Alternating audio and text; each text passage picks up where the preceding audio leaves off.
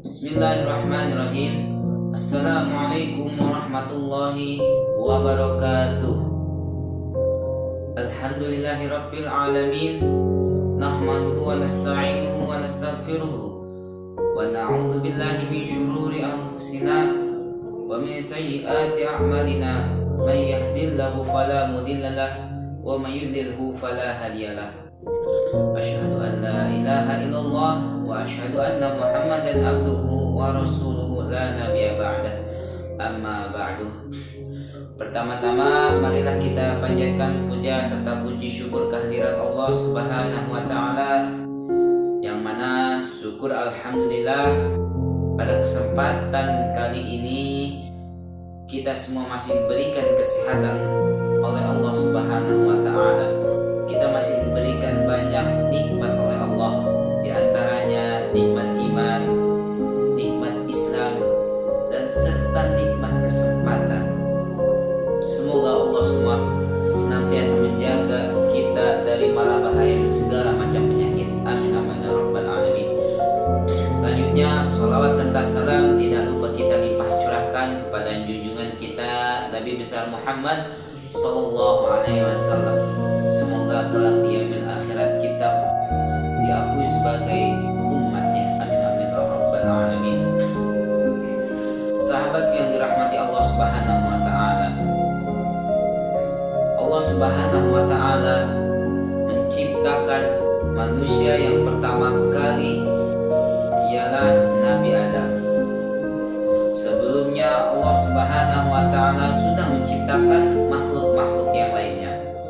Seperti Allah telah menciptakan malaikat, Allah telah menciptakan iblis dan jin. Selanjutnya Allah menciptakan manusia yang terbuat dari tanah, saripati tanah, yaitu manusia yang pertama ialah Nabi Adam alaihissalam. Beliau diciptakan dan pertama kali tinggal di surga. Beliau diberi pasangan oleh Allah Subhanahu wa taala dari tulang rusuknya, yaitu Siti Hawa. Setelah singkatnya mereka diusir dari surga dikarenakan memakan buah khuldi, buah yang dilarang oleh Allah Subhanahu wa taala. Mereka diturunkan ke alam dunia. Mereka tinggal di dunia dan memiliki anak. Anak-anak Nabi Adam dan Siti Hawa ini selalu kembar. Anak yang dilahirkan pertama ialah kembar, yaitu Qabil dengan Ikrimah. Yang kedua, setelah punya anak lagi kembar juga yang bernama Habil dengan Halimah.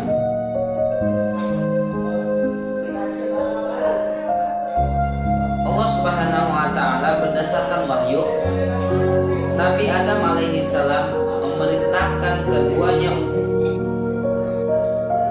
untuk dinikahkan secara silang.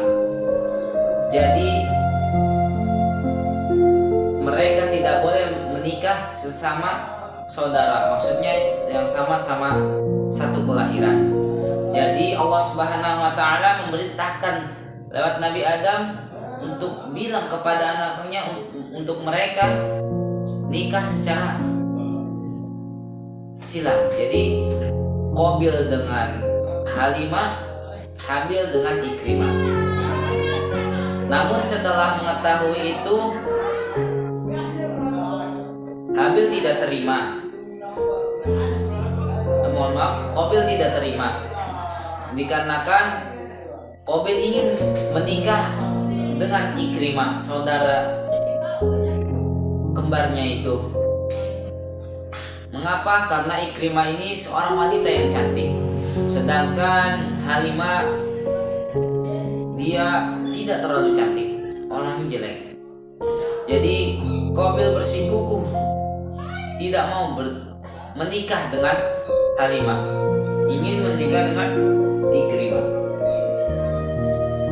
Dan Allah Subhanahu wa taala memerintahkan, memberi wahyu kepada Nabi Adam untuk keduanya itu berkurban. Siapa yang diterima kurbannya, maka dialah yang berhak menikahi saudara kembar si Qabil. Qabil yang dia pekerjaannya sebagai petani, dia mengkurbankan ini gandumnya, gandum yang jelek, yang tidak layak pakai. Dengan rasa sombong dan keangkuhannya, dia memberikan kurban yang tidak bagus. Sedangkan Habil, dia yang bekerja sebagai seorang penggembala kambing, dia mengurbankan kambing yang gemuk, kambing yang bagus, yang sehat untuk dikurbankan. Lalu Allah Subhanahu wa taala menurunkan api berwarna putih, dan dengan atas izin Allah, api itu membawa kurban Habil. Jadi kurban Habil yang diterima oleh Allah Subhanahu wa taala, sedangkan Qabil tidak.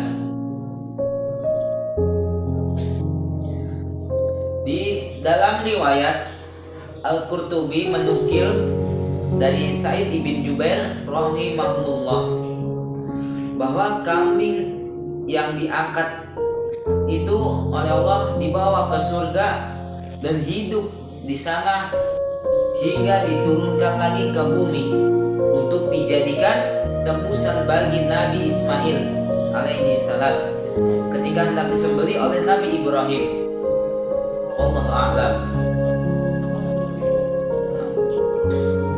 Ketika tahu bahwasanya kurbannya si Qabil tidak diterima, yang diterima ialah kurbannya Habil, Qabil masih tetap bersikukuh.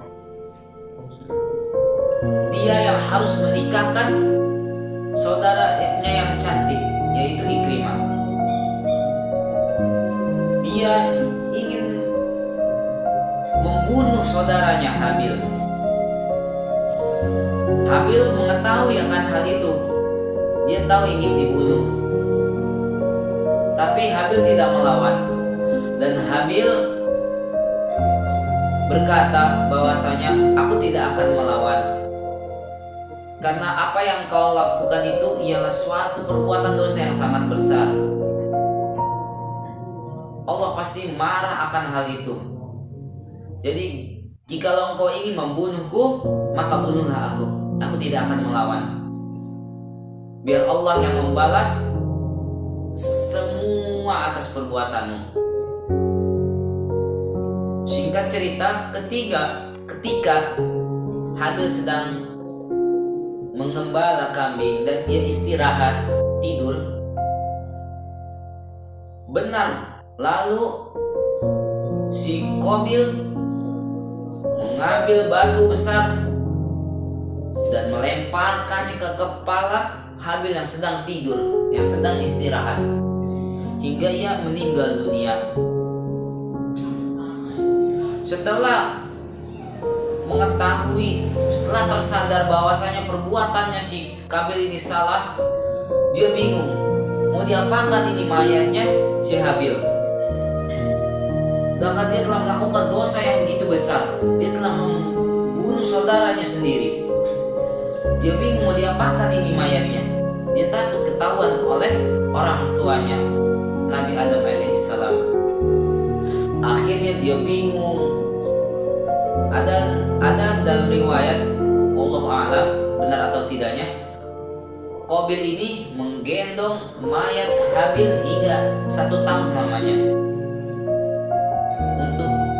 karena bingung mau diapakan ini mayat. Lalu Allah Subhanahu wa taala memberikan isyarat. Allah menurunkan 2 ekor gagak yang berantem di atas, dan itu disaksikan oleh Qabil. Qabil melihat 2 ekor gagak ini saling berantem. Lalu 1 ekor gagaknya ini mati karena kalah. Lalu gagak yang hidup ini dia turun ke tanah dan dia menggali dengan patuknya, menggali sebuah lubang dan dikuburnya gagak yang mati yang dia bunuh tersebut. Lalu setelah melihat itu, Qabil tersadar bahwa dia juga harus memuliakan jasadnya yang telah mati ini. Qabil mengikuti yang seperti gagak lakukan. Qabil membuat kuburan dan mengubur si Habil tersebut. Maka di dalam sejarah, pertama kali di dunia ini yang menguburkan mayat, yang mayat meninggal lalu dikubur, itu ialah Qabil. Karena itu yang pertama kali dia membuat membangun kubur untuk saudaranya Habil. Lalu pesan apa yang bisa kita ambil dari cerita ini? Ada satu pesan, yaitu bahwasanya kurban yang diterima oleh Allah Subhanahu wa taala ialah kurban yang dilakukan dengan cara ikhlas, dengan cara memberikan yang terbaik kurbannya dan ikhlas niat karena Allah Subhanahu wa taala, maka akan Allah terima. Dan ada lagi satu tambahan poin, bahwasanya janganlah kita egois diri untuk memilih sesuai dengan keinginan kita, padahal kita telah ditetapkan bukan dengan hal yang itu, akan tetapi kita ngotot. Nah, itu jangan. Mungkin itu pesan singkat dari Al-Fakir. Kurang lebihnya mohon maaf. Billahi taufiq wal hidayah. Assalamualaikum warahmatullahi wabarakatuh.